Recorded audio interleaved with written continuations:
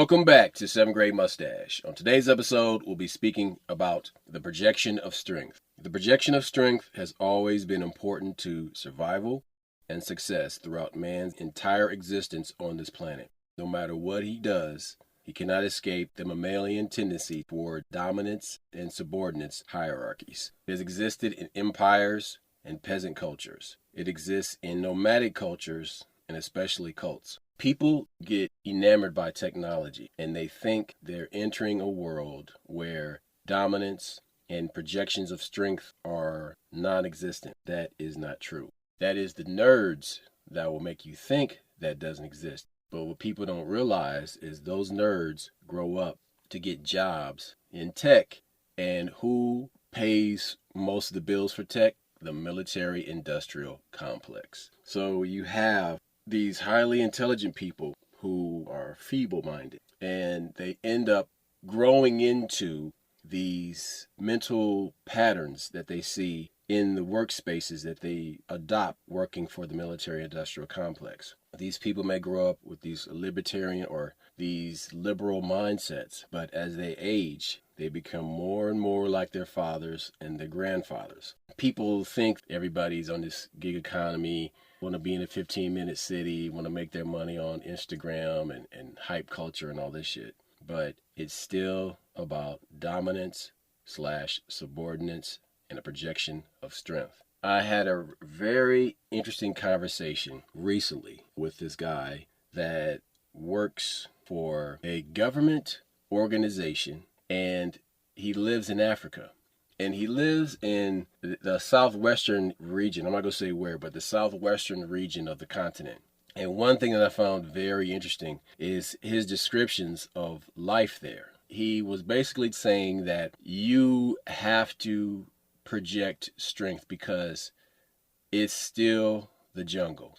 And they can have paved roads and cities, but those people have a king of the jungle mentality. For example, if you go to their largest city there and you walk down the street, based on the way you walk, they can tell you're not from there because they are using these 1,000,000-year-old instincts to track and detect who you are and what you are. Then they're going to send somebody over to you to see if they can fuck with you. So they'll send either a small child or a woman. They won't send a man because, a man is always a threat. But a very attractive woman is not a threat, and a child is not a threat unless you know the intentions or why they send that kid or that woman to you. And then once they send that woman to you, if you take the bait, it's just like some hood intrigue bullshit here, where that woman will go back to your hotel room and get you butt naked,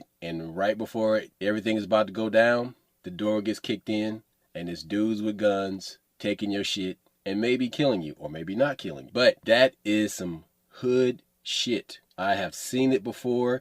You hear about dudes all the time, mostly in the 90s and early 2000s, that where they will meet some chick and they will go back to a hotel room and they get a knock at the door or some dudes kicking the door and they got guns. The same thing applies. These people don't even speak the same fucking language, but the playbook is the same. It's a projection of strength. And if they see that you're weak, they will conquer you. What does this mean? This means that even in 2024, when everybody wants to be so progressive and they want to have all of these pronouns and all these gender types and all these cosplay themes they can put on and all this bullshit, that is in America. That is not the rest of the world. See, you don't understand this unless you are in the military or you go to another country and you're there for an extended period of time. See, if you go on vacation somewhere, you don't have enough time to absorb something. The flow of life there. You get a tiny sample of that, a week, maybe even 2 weeks. But if you're there 6 months, a year, multiple years, you see, seasonal changes, if they even have that. And you see what could be political unrest, and you see the way it affects people and how people will easily devolve into an angry mob that's hungry for food.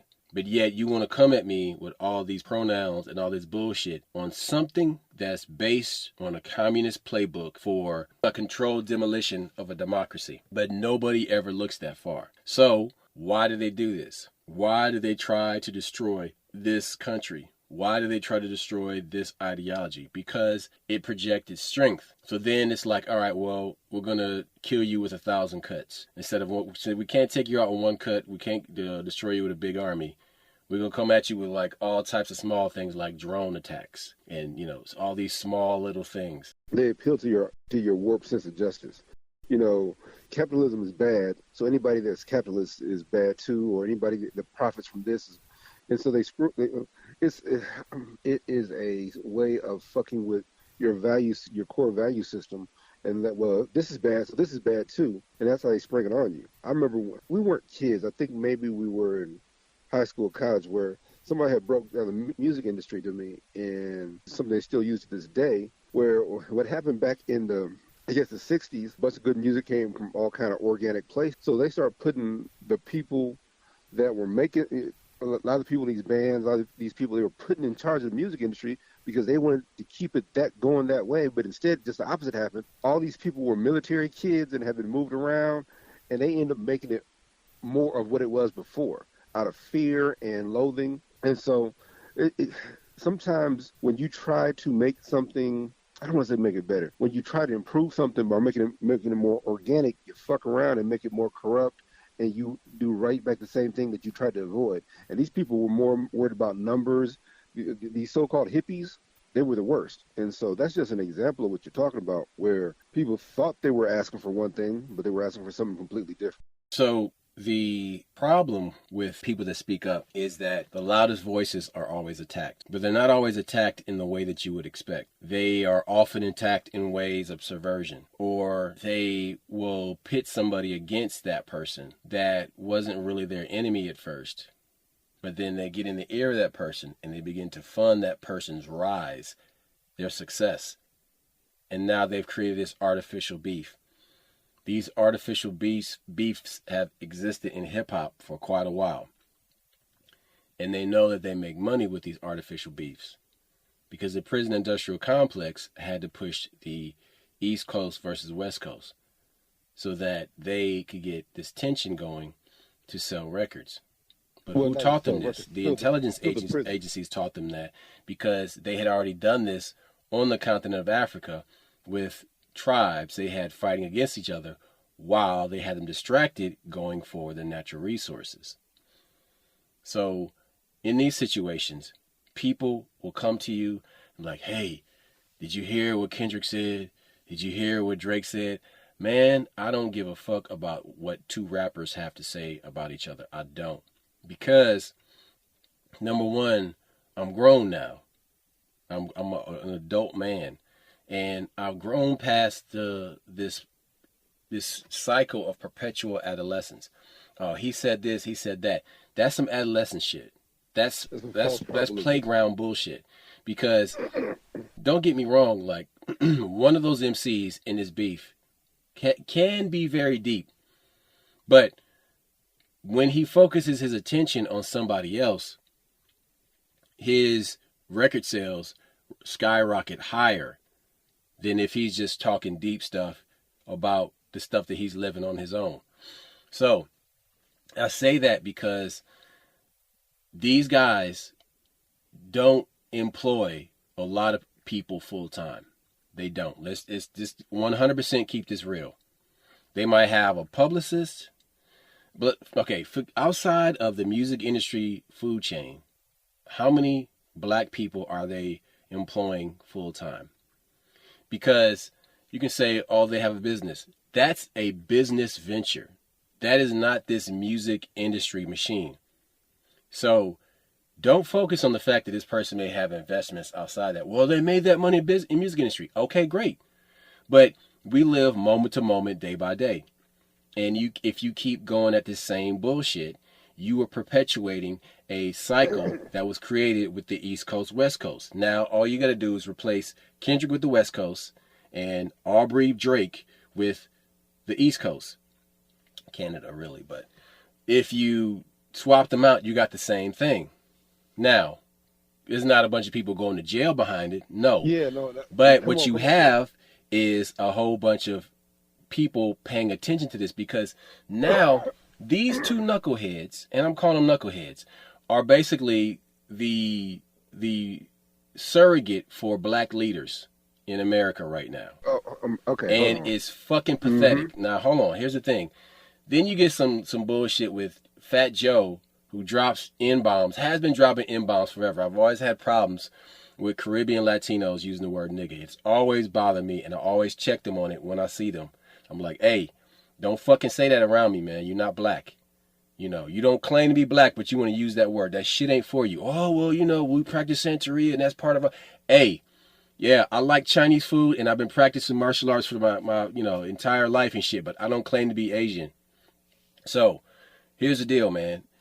This whole Fat Joe and whoever this black intellectual is attacking him and calling him out and creating a new word. Like, why do you got to create a new word, man? What the fuck is that about? Like, that's your branding. That's you trying to sell books. And you're Hey, selling books let me about just rhetoric, shit that we already know. And look, man, the black community has a century, 2 centuries of slick ass preachers and dudes getting up on, and at a podium and yeah. dissuading them and, just talking bullshit to them. There's been centuries of this. So just stop with all that. Listen, what I'm getting at here is the projection of strength. Neither of these guys that I've just mentioned, Fat Joe, this black intellectual, and Aubrey and Kendrick, they're not projecting strength. This is all entertainment. They're performance artists. They're just like Alex Jones. It's performance art. Alex Jones, this is the crazy part. Alex Jones would talk all this crazy shit, but this motherfucker got onto the stand and he was like, I'm a performance artist. When have you ever heard that motherfucker say that shit? But yet, when this motherfucker got $1 billion lawsuit on his ass, well, I'm just a performance artist. Oh, okay, so you're not standing on your principles then. Like, when it comes down to it and you facing down the gun of a barrel, that's who you become. I'm a performance artist. I'm a performance artist. All right, man. All right, cool beans. So that is not a projection of strength. So I had a conversation with this guy who's a black guy that was in the military and still works for the military in a special Capacity. We get it. Come dude. The crazy thing about this thing is when I looked up what it meant, what civil affairs is part of a psychological operations program. And it was what's so crazy is that I was talking to this dude and he didn't know who he was dealing with. So like I was doing some work in the house. I walk into the room and there's a passport on the table and there's a movie playing, some Spec Ops Combat on the screen. I said, "Oh, you're an international man of mystery. Look at you, got your passport on the table. You ready to go?" And he just chuckled. And then we kept talking a little bit more. You know, I'm working a few feet away from this dude and shit. And we talking and we started talking about Africa. You know what I'm saying? He's talking about like, the house that he lives in and the fact that you have to have a compound. If you're living in a certain, mostly anywhere in Africa, you have to live on a compound. You have to have walls around your house. Yep.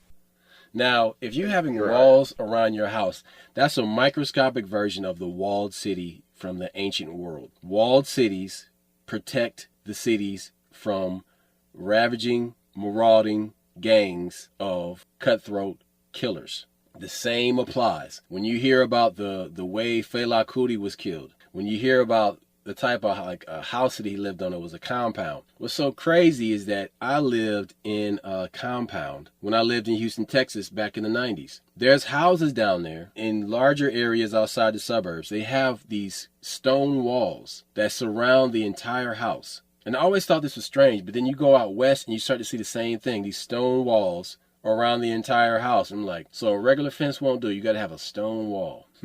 I always thought that was a very interesting concept. So then these homes in Africa have these walls around them to keep out animals and animals with guns. So what I was getting from this conversation with this guy was the fact that people in every country outside the U.S., with the exception of probably Canada and we'll say 30% of Europe, there is a jungle warfare mentality, and it's a survival of the fittest mentality. It's this mentality that was created by a eugenicist, Darwin, and it was taught by the British Royal Society, and it became part of every child's school curriculum in the 18th, 19th, and 20th century. So what you have is this trickle down of feudalism, a feudalistic ideology.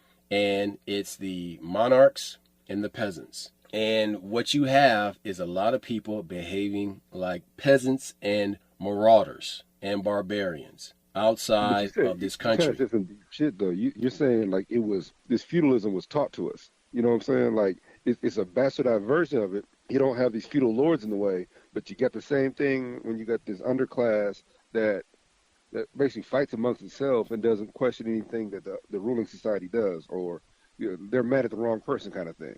So yeah, that's some deep shit.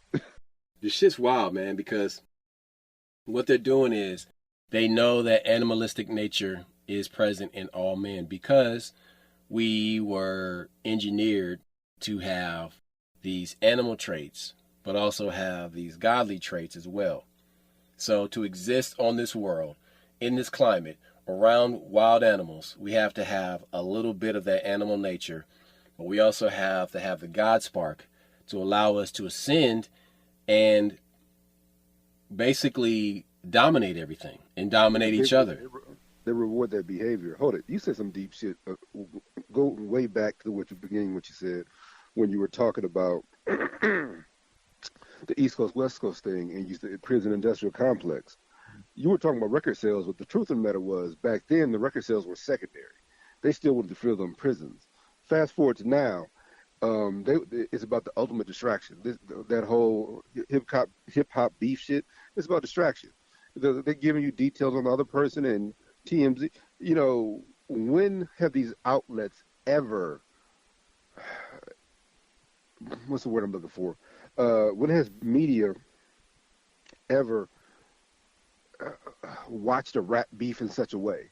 We're so enamored by it. Don't get me wrong, I enjoyed a lot of it, but when have you seen all these different outlets that talking about, and they declared a winner and they keep saying the winner over and over? You know, that's a distraction. You know, you're basically claiming a prize that was never there. You had talked about even these military dudes, and when they be in Africa, they really try to say that Africa can't take care of itself, even though they don't look at the years and years and years. But this is the deal, though.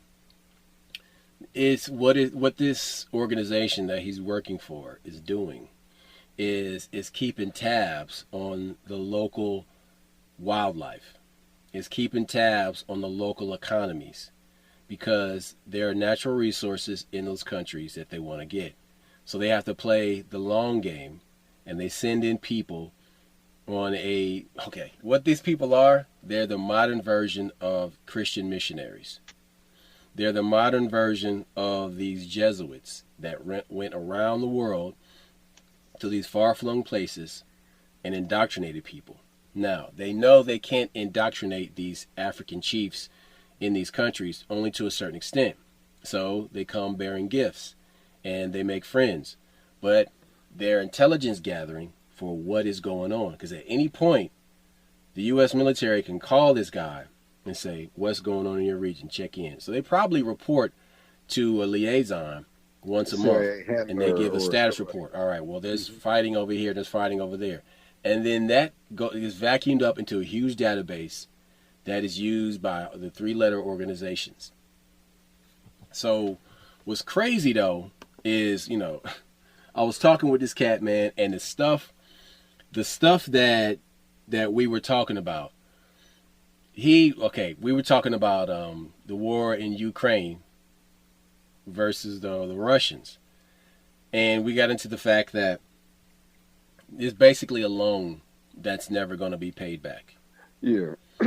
We got into the fact that I said, listen, man, this goes back to Yaqub sending people away to a far-flung place to where they could live in a colder climate. And he's just like, his eyes got really fucking big when I said the word Yaqub. He was like, I told him, I was like, bro, I am the guy that was handing out Behold a Pale Horse back in the day to people. So you got to understand who the fuck you're dealing with.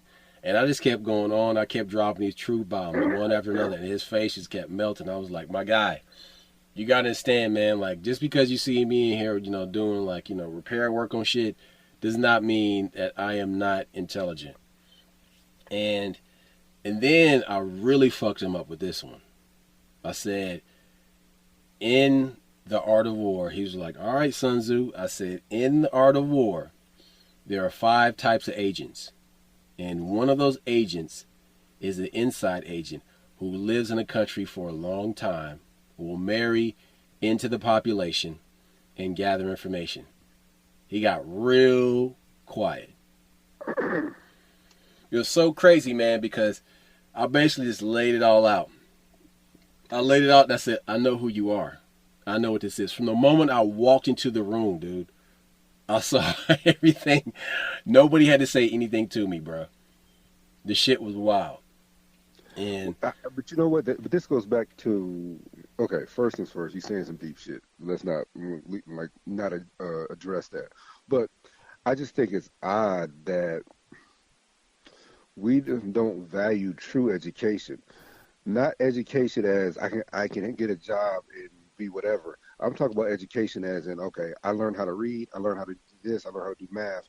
Now I'm out on my own educating myself. Your dad was big on us educating ourselves. And so I remember one time I had asked him about the Garden of Eden, and he sat me down and gave me all these books and talked about, whatever. But what I'm saying is, like, so once you start educating but he yourself, showed you how to get your answer. yeah, yeah, yeah. I might not agree with everything, but yeah, no, I had to answer it myself. But the point is, so when you talk to somebody who again, you talk about show of power, that guy just knew he was the smartest one in the room. That guy just knew that he was making small talk with you, and you made big talk with him, and he realized that you saw through his veneer. You know what I'm saying? Not his facade, because I didn't say he was fake. I'm saying you saw through his I told bravado. him that these are not the droids you're looking for. Yeah, no, you saw through what he projected. See Yep. that when you talk about projection of power, he projected one thing, and again, I'm not saying it's false, but you saw through what he projected, and you saw what he really was, and he's like, oh, he shriveled like a flaccid penis in the cold, because there was no way in the world that this. But I When I say was him, not a man, threat, though. I was not yeah, a threat. That's yeah, why he yeah. was comfortable talking to me. But hold it. So that goes back to what my mom told me a long time ago. When people think you stupid, baby, they gonna tell you more than they supposed to. When people don't, what militarily, what she's saying is, if they don't see you as a threat, they're going to show their hand, and that's what happened. He didn't. Oh, this guy ain't don't know shit, and he can't possibly understand me, and so he sat there and exposed himself and didn't realize, like, oh, I'm fucking with somebody way smarter than I thought. But here's what I was going to talk about that situation earlier. Back in the day, our people were much smarter. Black people, white people, everybody was much smarter, even though they had trade jobs. See, the example I gave was there was this kind of interview. They were talking about Malcolm X at the time, right? And they talked to all these black folks. How you feel about him? And they all had a profound opinion. These are just motherfuckers on the street in Harlem, Philadelphia, all the way down to North Carolina, and they all had their opinion about him. But it wasn't this, he a bad person. No, it was like, well, no, I think that his views on liberals and how they don't really benefit black folks is very. They all had a profound, and so that's so this whole idea that people in the past were some kind of way not as intelligent or dumber. They got you believing in this caveman narrative that we were hunter gatherers, and then we built cities, and then we nah. And when you keep going back further and further, all you find are more and more cities that are older and older, and the technology was better and better. So that's the lie they tell you to make you feel strong and smart now, is that the guys in the past was dumber than you. But how they get black folks is to make a promise of, you ain't gonna be free, but your kids are gonna be free. And that narrative right there is very dangerous, because you have no expectation for yourself, but you have expectation of your kids, and sometimes your kids ain't as good as you or smart as you. So yeah, when you was talking to old boy, he just knew he was better than you. Not like he was being arrogant or nothing, but he was very um haughty. You know what I'm saying? So yeah, Well, what's funny um, is that when we started talking about the war in Ukraine, and I basically broke down to him who the Khazarians were, and oh they I went what all the way was back to the southern wall of Babylon and how they got in, and how they then left there and went north, and they melted into the Scythians, the horse culture, and they rode parallel to the Mongolian steppe because the area was being controlled by them Asians, and they wasn't about that shit. So they kept on going until there was no Asians, and they could just live in this area until they came across the people they had to fight, which goes all the way back to the ancient beef that they had with these Russians. So a lot of people don't understand this backstory. They don't understand what all this is about, and they just think, oh, it's some people on Capitol Hill just arguing about some shit and tampering with them, saying America's being nosy, America's being nosy. America is being nosy, but America's being nosy for the benefit of money, because you got to understand that the money that was given to Ukraine for the war was actually given to the military industrial complex. And what they do is they use taxpayer money to go and fund weapons to give to these people that are going to have fighting in war. So what they're doing is this is money laundering. They're washing American money into the battlefield. And then once the battlefield is cleared, then they're going to use that area and areas adjacent to that, which has all this rich farmland, because it has dark gold, black gold soil. You know, I'm using gold as an adjective. It has a lot of nutritional value. And so they want to use these large companies like Monsanto and BlackRock and Caterpillar and all these massive big agricultural companies. They want to use this to generate more profits. and they sell off their land to these damn corporations because you made that part of the damn treaty or contract, whatever you fuck you want to call it. That's always the underlying thing. These perpetual wars. And so you talk to a military guy who thinks that you don't know anything. Like I said, he's having small talk. But the fact of the matter is, the other thing they prey upon, like you said, these old conflicts, they prey upon that. You understand what I'm saying? They literally know that these people they haven't liked each other for years. But here's the thing, though. When I first started hearing about AFRICOM, African Command, the military, the United States military in Africa, I'm like, hold up. The U.S. has never been in Africa with the exception of Liberia. Why is the U.S. going deep into the Congo? Why is the U.S. going deep into Southwest Africa? Because there's minerals to be had. And so you have to lay the groundwork first. You can't just show up with a military. It's like that book, The Economic Hitman. You have to go into a country and use... Now, the crazy part about it is he used the acronym NGO like a cuss word, which I thought was hilarious because he's basically doing the same thing. But he said the NGOs will come in there, and the NGOs are bringing these transgender ideologies and trying to supplant that on the people, but it's not working. So the NGOs show up, and you got people over there working for the NGOs waving these rainbow flags. These rainbow flags ain't even seen in these countries before. And they're like, what does that represent? And we go, that's a rainbow flag, but then you got like a more pastel version. What is that? Oh, well, that's minor attracted people. What does that mean? Yeah. You know what I'm saying? It's like, oh, pedophiles. Gotcha. All right. So, but it's these NGOs bringing this stuff in. And if you read the book, The Naked Capitalist by Carol Quigley, who Same Bill thing. Clinton was a huge proponent of, they tell you how these communists are funded by Wall Street bankers. Why are bankers funding why are these bankers funding communists? Because these communists will start wars. They will go into countries and fuck up the ideology and create disruptions in society, which will cause people to fight each other. Yeah, poor people stay poor, but they don't realize that they're being made to be poor. They're creating that feudal system that you talked about earlier. When they do that shit, like I said, they don't have the lords and serfs and shit, but they got the serfs. They got the lower rung, and they But see, think but they're they're better. bringing back feudalism as neo-feudalism with technology. Definitely. Shit, maybe forget what I was gonna say. Oh yeah, yeah.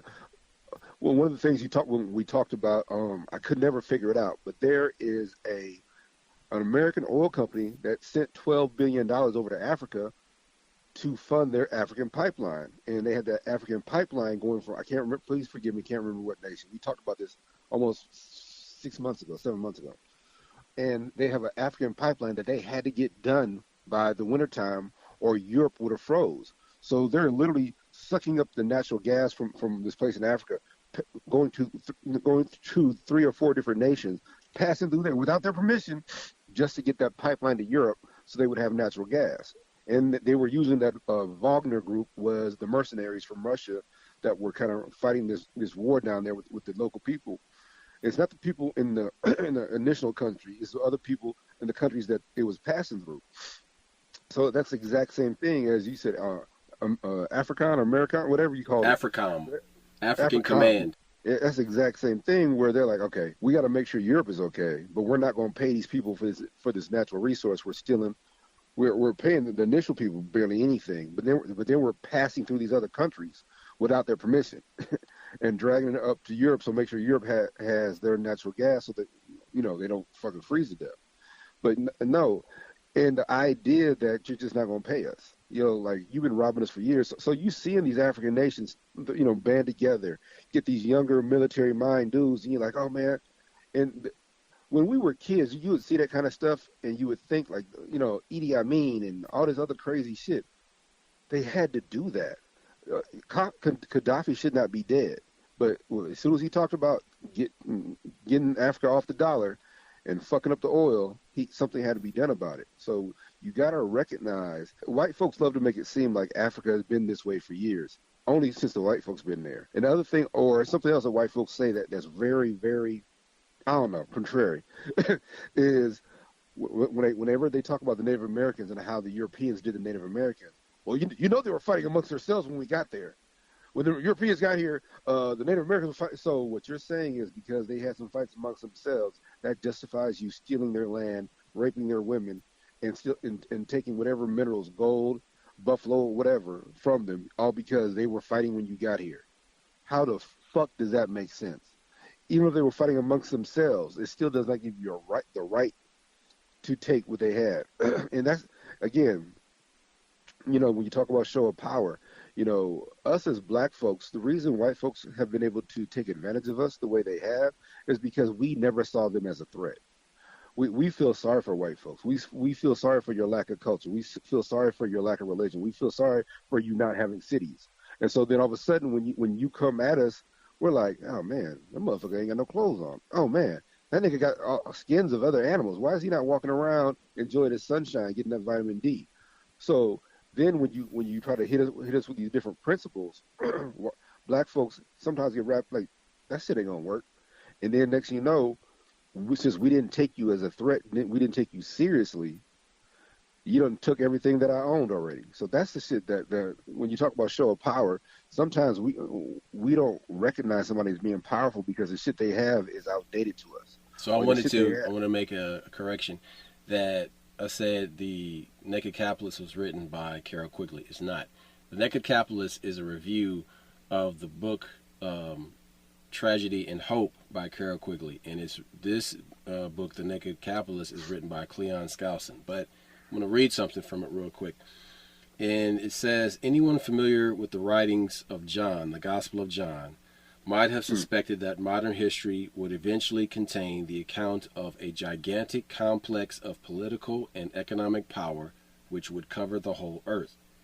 John predicted that before the great epic of messianic or millennial peace, the human race would be subjected to a ruthless, worldwide conglomerate of dictatorial authority which would attempt to make all men subservient to it or be killed. That's in Revelations 13:15. He said it would compel all men, both small and great, rich and poor, free and bond, to be identified with it. That's in Revelations 13:16. John also referred to its economic grip on humanity and said that unless a person were identified with its monopoly network, no man might buy or sell. That's 13:17. So, Dr. Quigley assures us that this type of global power structure is on the verge of becoming a total reality. He points out that during the past 2 centuries, when the peoples of the world were gradually winning their political freedom from the dynastic monarchies, the major banking families of Europe and America were actually reversing the trend by setting up new dynasties of political control throughout the formation of international financial combines. And that brings us back to the war in Ukraine and how BlackRock, which is Yeah, controlling all of it, wants that land. I think it's deep how RFK had real conversations about that right now. So hold on, But you know the why? video. But see, in his speech, he said it's like, even if you know about this, even if you learn about this, you won't do anything to stop them. Okay, so in the video I sent you, there was two parts to it. The first part is like thing right now. The And the second second part part was was when he was on the barbershop show. I know. yeah.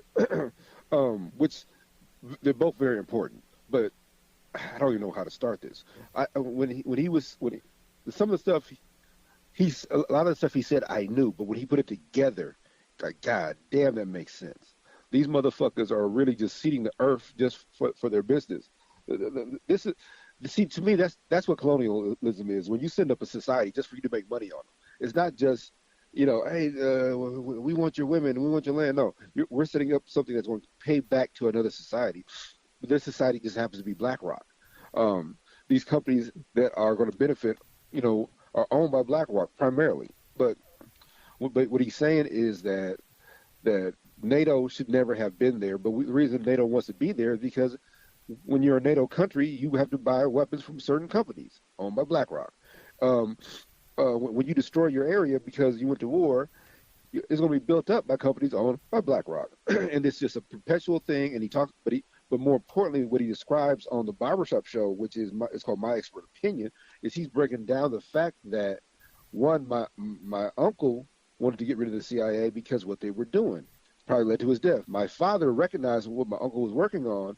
He was correct in his assumption, and he was killed for it. He says it was a Roosevelt. He talks about Roosevelt's speech where he breaks down the prison, not the prison industrial complex, the military industrial complex, and these perpetual wars will have us beholden to companies and corporations, and we will fuck around and fuck ourselves over, and not have freedom anymore. And he describes 9/11 and the Patriot Act and all that shit. So the fact that he had a real conversation with real brothers, they were sitting there listening though. They was like soaking it in because it, a lot of times these white folks will go on your show and they just patronize you. They're not taking you seriously. What you just went through with your customer, where this nigga just thought you was, hey, he's just a help. I have a cute little conversation with him, but he's not going to impart any information on me, or he's not going to understand me. And so when RFK just exposes the system and not himself, but he's having a real conversation that most niggas wouldn't have had. They would have just thought, oh, you just here for a photo op. You're gonna shake my hand and say your uncle died. No, he talks about some real shit.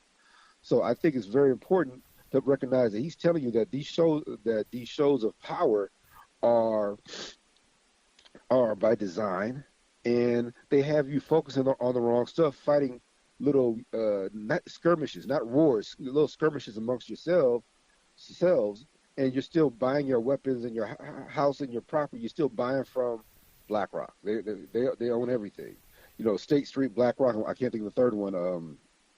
Of I got my damn retirement. Van whoever, but Vanguard. Vanguard. Excuse me. Thank you very much. And so that's what he's letting you know that this BlackRock thing is a real problem, and that is a real problem for Americans, and that we're being sucked into war. And you saw under Biden's administration where they didn't have enough money for these flood victims, but they had enough money for war. And then when the reporter asked the black lady, hey, like, do you have money or not? Well, what are you asking me this for? She literally does some kind of ghetto, intelligent ghetto thing to distract you from the questions that you asked and everything else. And I'm like, oh my God. So you literally gave FEMA ain't got enough money for our people because of the war in Ukraine, that we didn't want or we didn't care about, and really wasn't none of our business. So, another reading from The Naked Capitalist: How the Centers of Monetary Power Were Kept Secret. One of their less obvious characteristics was that they remained as private, unincorporated firms, usually partnerships, until relatively recently, offering no shares, no reports, and usually no advertising to the public.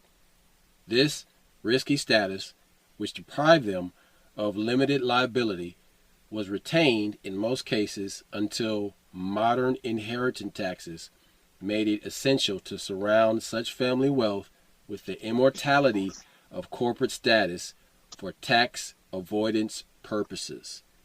This persistence as private firms continued because it ensured the maximum of anonymity and And then the, secrecy to persons of tremendous public power who dreaded public knowledge of their activities as an evil almost as great as inflation. As a consequence, ordinary people had no way of knowing the wealth of areas of operation of such firms, and often were somewhat hazy as to their membership. Thus, people of considerable political knowledge might not associate these names with the names such as J.P. Morgan and Rockefeller. Yet all these and many others were parts of the system of influence which centered on the J.P. Morgan office at 23 Wall Street. This firm, like others of the international banking fraternity, constantly operated through corporations and governments. and there's something that you just said that was very important. Hold on a When second. you were talking, And one last thing: the campaign to keep governments from controlling their own money systems. The influence of financial capitalism and of the international bankers who created it was exercised both on business and on governments, but could have done neither if it had not been able to persuade both of these to accept two axioms of its own ideology. Both of these were based on the assumption that politicians were too weak and too subject to temporary popular measures to be trusted with control of the money system. To do this, it was necessary to conceal or even to mislead both governments and people about the nature of money and its methods of operations. Derivatives is one of those fucking things that come to mind, but go ahead. um, the idea that I got to be careful about this one, that you have to pay taxes. You know, when you talked about these different, Here's the thing, though. Here's the thing. So there was a guy that was before the Senate years ago, and it was I think Peter Schiff's dad, and he said basically, I don't have to pay taxes because it's voluntary, taxes are voluntary. and they told him, yes, it's voluntary, but you have to volunteer. And so what that means is that the lower class have been brainwashed into paying taxes, that it makes a difference. See, countries make money. They don't need my money. They can just make money. And the prime example, do you remember when we had a deficit about 6 years ago and they were trying to balance the budget? So they had voted on where to make this giant platinum coin, and the coin would be worth $2 trillion, so it would balance the budget. And they voted against it. Now, that's when they had that government shutdown, the first government shutdown. That, you know, we're adults, and I had never seen a government shutdown before. Like, oh, they don't have a budget. But what I'm saying is that forming these corporations, it starts out by them not wanting to pay taxes, and then that's one aspect of it. Shit, I shouldn't say just that, but that is a big part of a lot of the things they're doing and how they set up their companies and their family trust and all these different things. And when you know, I'm not a big Trump fan, but when he was saying like, I'll give you my tax returns, the reason I thought he didn't want to give his tax returns because he was poorer than we thought. Like, we'll see, he's not a billionaire. No, he didn't want to show his tax returns because he ain't paid taxes in years, but he set it up through different trusts, through different foundations, through different uh, C corps and everything else to avoid it. And I'm like, damn. Once I understood that, like, yeah, he's a jerk, but he's not being a jerk. He's just letting y'all know, like, hey, there's ways around. There's ways around. You have He was tax. basically telling you that you don't have to do this shit without being direct. Yeah, but you got to be careful how you say it because a lot of this money, this government, these countries, these not just countries, excuse me, these states need that money from taxpayers. So if you start figuring out how not to do it, like when my mom turned 70 something, Nebraska has a Homestead Act, so she can stop paying. But she gets it to Tennessee, it's called something different. So you once you hit a certain age, you ain't got to pay taxes on your land because they feel like you paid it already. But you got to figure out what it's called in that area. But you got tax evasion and you got tax avoidance. Tax evasion is what Red Fox did. He just filed his taxes and never like, hey, here's a paper, motherfucker. But then you have tax avoidance where you sit here and set up different things that make it legal to not pay or whatever. Look, all I'm saying is that what Roscoe was talking about was very important, and you got to pay attention that it was about tax, not having to pay taxes legally. Right, exactly. But what we're living in now is a society that was created by these uber wealthy bankers that made these extraordinarily complex banking Yes. systems on purpose to confuse people. Because if you can see through it, you see that it's intentional deception. And intentional deception is being used all around you now to the point that where you can like go on to social media and you can hear some manifesto from a person that you think you know, some influential person will say Jordan Peterson, and it'll be Jordan Peterson talking about don't eat pussy. Jordan Peterson doesn't Yeah. even talk like that.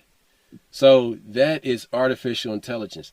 That is deception.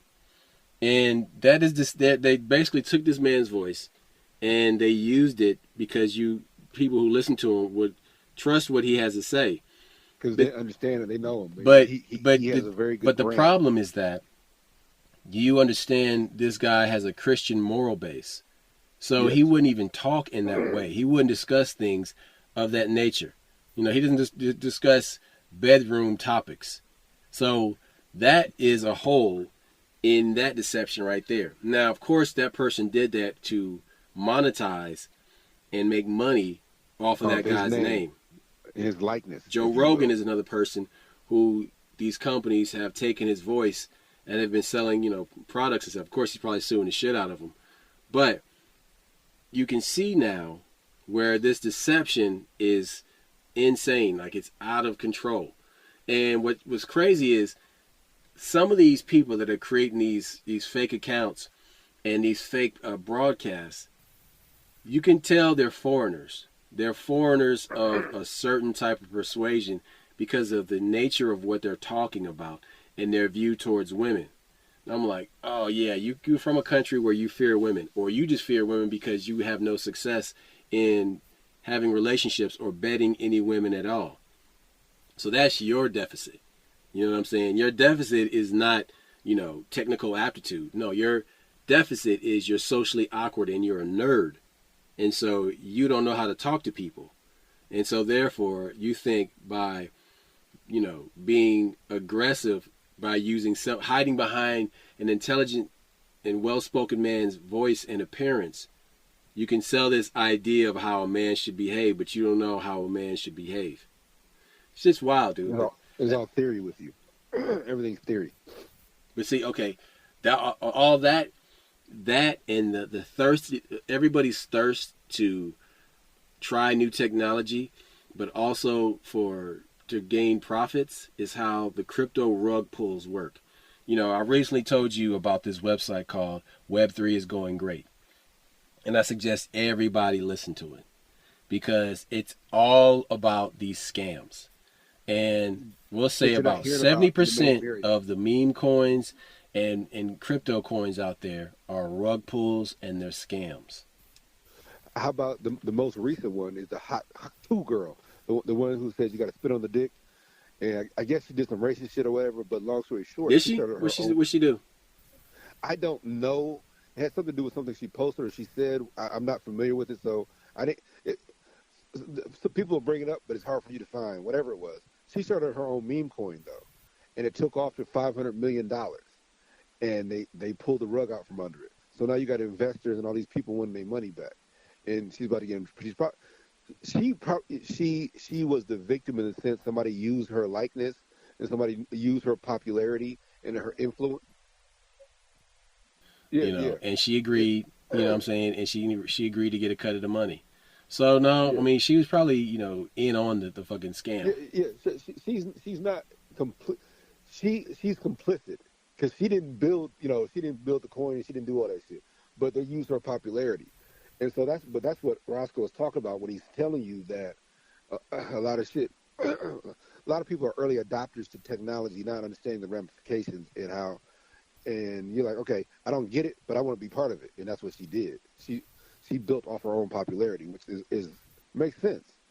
But when they did the rug pull, when they did the 3 card Monty, and the fix was in, you know what I'm saying? So look, what we're trying to tell you guys, please pay attention to this shit. And we get tired of this news cycle. You get tired of hearing about the war in Ukraine. You get tired, but you need to understand what really happened and what's really being said. And I don't want to say who benefited because nobody's benefiting from it, but people are taking advantage of it completely. And it's a system that we've used for a long time. And like I said, sometimes you'll talk to a military person. I remember I called you one time I was driving, and you know the story. I saw the stealth bomber, not the stealth fighter, the stealth bomber over the interstate, like just basically doing maneuvers. And our military homeboy had told us, like, nah, he said that's America flexing the muscle. They know China got satellites and everything else, and whenever China starts to think we're soft, we flex our muscle. Whenever somebody starts to think we're soft, we'll do a show of power to remind them, like, look, we can bomb you back to the Stone Age. Or how about when President Obama Right. shut So off the then internet they to flex their little tiny muscles, and they have a swarm of 10,000 drones. Now, whether that's real or that's artificial intelligence has not been ascertained yet. Now you can put that through a confirm? filter to determine if it's AI or not. But it would seem like a tremendous waste and horribly polluting to have that many drones, because then you're going to decommission all those pretty soon. They're not going to be around for a long time. So where's all that junk going to go? Look, they don't care. Pollute the environment and kill people. You saw that drone attack on that high rise in Ukraine, or was it Russia? I just know. I think it was Russia. And you see this drone attack hit a high rise apartment. This is this is feudal. This is feudalism and futility of feudalism. How's that sound? You'll never succeed. The fighting will never stop. You're making people hate each other, and you're costing real lives, all so you can make a profit later on, and then you want to indoctrinate these people and kill off their leader or whoever eventually. That dude who's in charge of Ukraine, yeah, he's already bought and sold, bro. So So check it out. The ancient political philosophers knew that the most effective way to conquer a man is to capture his mind. There is no slave more devoted, nor disciple more dedicated than the man who has become completely obsessed with the vision of what he considers to be a great idea. Dr. Quigley, Carol Quigley, says this is what has happened to the leaders of the world's secret center of international banking. Its leaders have become convinced that they had come upon a fantastically great idea, how to take over and control the resources of the world for the good of humanity. oh man, bullshit. Yeah, talk about some bullshit, Mr. Handman. But think about what he just said, though. If you capture somebody's mind on an ideological level, then You you can control really their actions. control what's going on. So, That's the commodity that people don't realize. Go ahead. I'm sorry. so Plato talked about stuff like this. The upper dimension of Plato's ideal society included the elimination of marriage and the family so that all the women would belong to all the men and all the men would belong to all the women. Oh, that's a cult. Children resulting from these promiscuous unions would be taken over by the government By the state. as soon as they were weaned and raised anonymously by the state. Plato wanted women to be required to be equal with men, to fight wars with men, and perform labor like men. There was to be selective breeding of men and women. Oh, this is Logan's Run. Yeah, Under control of the government, and children considered inferior or crippled or to be destroyed. That's 300.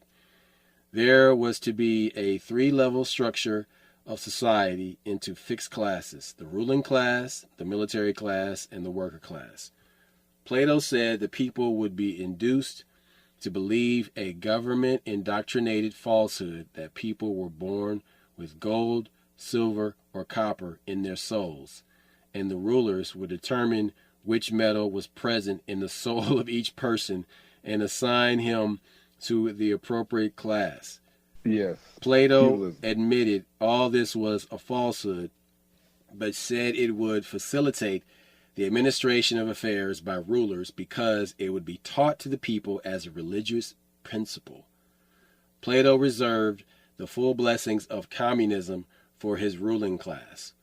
It would be there that he felt private property could be eliminated, family relations communalized, and intellectual energy devoted to determining what was good for masses in lower classes. Talk about some bullshit. How about Henry Ford? Back when they took on the Prussian education system, took on that as a model, I should say. He made it quite clear. He said, "I'm not looking for an intelligent country. I'm looking for a country of workers." They dumb you down and they take your individuality from you, and they replace it with hey, if you work really hard, you'll never have anything. Basically, you work yourself to death, and you don't have nothing left for your family. That shit's not by accident. That's why it's so hard that when we talk about the education system, it's more of an indoctrination system, and that's how we get. And when when the people are being indoctrinated, it's not just how they work; it's also where they place their money. That banks are safer than just your mattress, or don't invest your money; just save it in the bank. That's the only true safe way. And so you sit here and you undermine your own well-being by listening to these people who don't care, what happens to you and all this other stuff. They just want to make sure that you can, pay your taxes or contribute to society so they can control you. It's amazing that this shit still works. So Cecil Rhodes, who exploited the diamond and gold fields of South Africa, rose to be Prime Minister of Cape Colony in South Africa from 1890 to 1896. He contributed money to political parties, controlled parliamentary seats in both England and South Africa, and sought to win a strip of British territory across Africa, from the Cape of Good Hope to Egypt, and to join these two extremes together with a telegraph line and ultimately with a Cape to Cairo railway. Rhodes inspired devoted support for his goals from others in South Africa and England. With financial support from Lord Rothschild and Alfred Beat, he was able to monopolize the diamond mines of South Africa as De Beers Consolidated Mines, and to build up a gold mining enterprise as Consolidated Goldfields. In the middle of the 1890s, Rhodes had a personal income of at least £1 million sterling a year, then about $5 million, which was spent so freely for his mysterious purposes that he was usually overdrawn on his account. He spent as fast as he got it and didn't care. That is wild. He's like a retard with a credit card. But he received wide support and organized a secret society. So there was a group that he developed, and they were so moved by the teachings of a man named Ruskin. He was a professor at Oxford University. He was the first professor to teach the fine arts at Oxford University, and was devoted the rest of their lives about his ideas. And these groups, these people, devoted their lives to the extension of the British Empire and uplift England's urban masses as two parts of one projected, which they called extension of the English-speaking idea.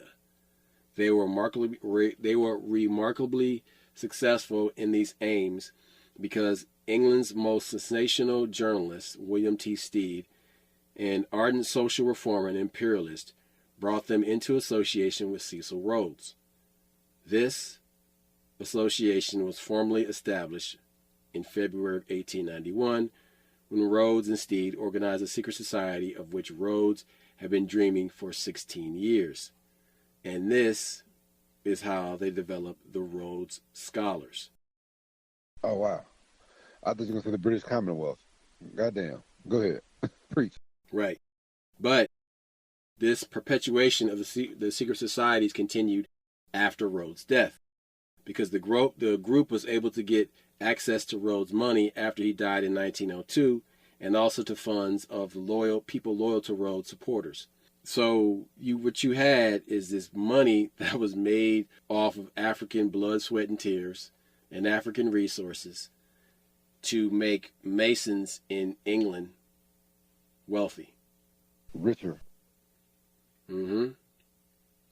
Yep. And people wonder, well, are any of these people in Black Rock part of secret societies? Yes, of course they are. It's the driving force behind all these things. But, again, you have to look deep behind the motivations for all these things. When somebody's going to war, that shit is expensive and it costs money. Who is paying for that? Why are they paying for that? And what are they going to get for their money? That's the question. Yeah. What are they going to get for their money? What's the investment? What's the long game? Now, the side effect of this is a projection of power. And that brings us full circle to how we began this discussion. And if you think for a second that we're in some happy-go-lucky utopia where it's not dog-eat-dog, survival of the fittest anymore, you're out of your mind. You're out of your fucking mind. These people are corrupt and they're evil. And you still have to bogard and show force to gain respect and to command and keep respect. Now, the wise man will teach and earn respect amongst everybody. But there are savage people in this world still, and there will always be savage people in this world. If you want to know what that looks like, look at the cartels. You cannot show weakness to those motherfuckers. You have to dominate them. There is no quarter given in war. Look, you see that shit in those damn marijuana groves. They just took over that shit. This is the crazy thing about this. Let me speak on this. They're growing trash, and then they adulterate it with fentanyl, and people are dying from this shit. So that's a horrible, horrible business model. You're killing off your customers. Basically. Stupid as fuck. Yep. So look, man, again, project strength to protect yourself and to keep the savages away. That's all I got. We out. Peace. Holla back.